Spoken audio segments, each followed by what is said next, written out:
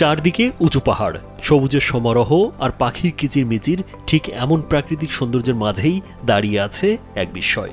দূর থেকে দেখলে মনে হবে সুর তুলে দাঁড়িয়ে আছে একটি বিশাল হাতি, কিন্তু কাছে গেলেই চোখে পড়বে এটি কোনো জীবন্ত প্রাণী নয়, বরং ১৩১ বছরের পুরনো একটি স্থাপত্য, স্থানীয়দের কাছে পরিচিত হাতির বাংলো নামে।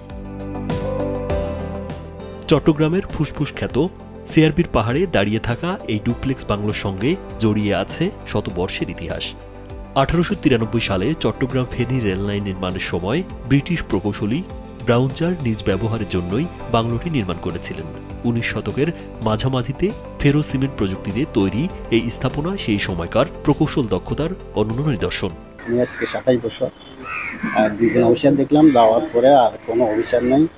অনেক পর্যটক আসে বা বাংলো, হাতির বাংলো বলে। হাতির বাংলোটাকে কি আসলে দেখতে এটাকে এক ধরনের হাতির মতো লাগে, তার জন্য সবাই কিন্তু এই হাতির বাংলো হিসেবে পরিচিত।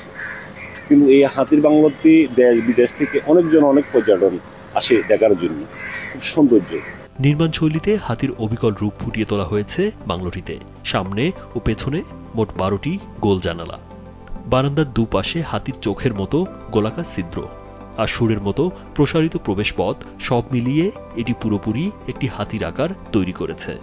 নিচতলায় ৪টি ও দোতলায় একটি শয়নকক্ষের এই ডুপ্লেক্স বাড়ি একসময় ছিল রেলওয়ে কর্মকর্তাদের আবাসস্থল। এখানে তৎকালীন একমাত্র রেলের যারা সিনিয়র অফিসার, যারা ঢাকা বা রাজশাহী, দিনাজপুর, খুলনা থেকে আসতেন, উনিরা এখানে অবস্থান করতেন।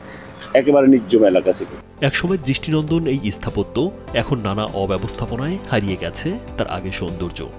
দীর্ঘদিন রক্ষণাবেক্ষণের অভাবে ভবনটির দরজা জানালা ভেঙে পড়েছে, কাঠে ধরেছে ঘুণ, শ্যাওলা জমে খসে পড়ছে দেয়ালের পলেস্তারা, চারপাশে জমে আছে ময়লা আবর্জনা আর শুকনো পাতা।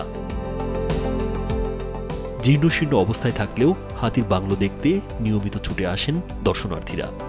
বিকেল হলেই অনেকে ভিড় করেন ছবি তুলতে ও ভিডিও বানাতে। বিভিন্ন শর্ট ফিল্ম, ডকুমেন্টারি বা ফটো সেশনের জনপ্রিয় স্পট হয়ে উঠেছে এটি। এত বছর পেরিয়ে গেলেও অবকাঠামো এখনও আশ্চর্যজনকভাবে মজবুত, যা এটিকে সংরক্ষণের দাবি আরও জোরালো করে। রাজীব বিশ্বাস, কালবেলা।